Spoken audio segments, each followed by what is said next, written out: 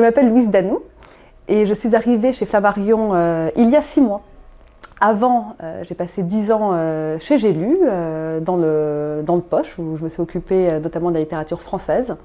Et c'est fort donc, de cette expérience du Poche que je suis arrivée dans cette maison que je connais bien, qui est Flammarion, puisque c'était le même groupe que J'ai lu, mais dans ce nouveau métier voilà, que j'exerce avec bonheur depuis 6 mois.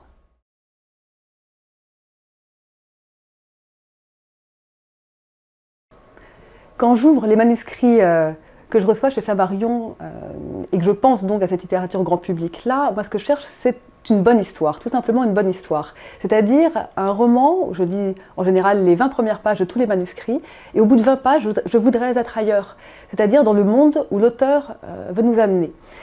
Une histoire c'est pas forcément un rebondissement à chaque page, c'est aussi, finalement c'est tout autant le style de l'auteur. Ça peut être ce que Flaubert appelait le roman sur rien, c'est-à-dire il ne se passe rien, et pourtant on a l'impression qu'il se passe quelque chose d'extraordinaire par la magie de l'auteur qui nous emmène avec ses tripes dans cette histoire-là. Et pour moi, la bonne histoire, c'est ce qui permet au grand public de lire des romans, c'est-à-dire un lecteur qui a un bagage intellectuel ou littéraire, ou un qui ne veut pas du tout trouver ça dans un roman et qui veut juste s'évader de son quotidien.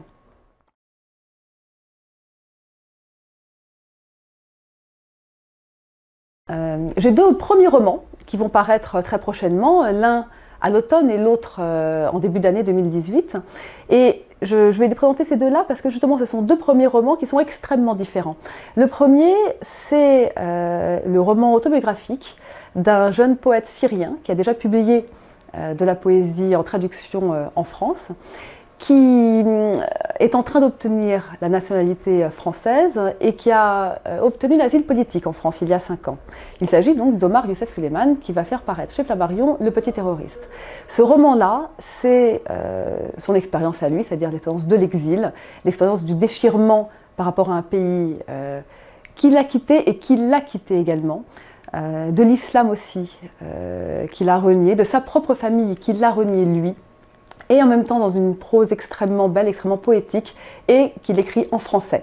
Parce que, comme Nabokov, il veut prendre la langue de son pays d'adoption. Le second premier roman là, que je voulais vous présenter, c'est un roman en revanche extrêmement distrayant, extrêmement lumineux, extrêmement joyeux, qui s'intitule Les crayons de couleur de Jean-Gabriel Cos, qui est un spécialiste de la question des couleurs, qui a déjà publié un essai d'ailleurs sur la question, et qui est un roman qui se situe entre Paris et New York, autour d'une catastrophe naturelle, c'est-à-dire la disparition des couleurs de notre monde. Je ne vous en dis pas plus, vous lirez le roman.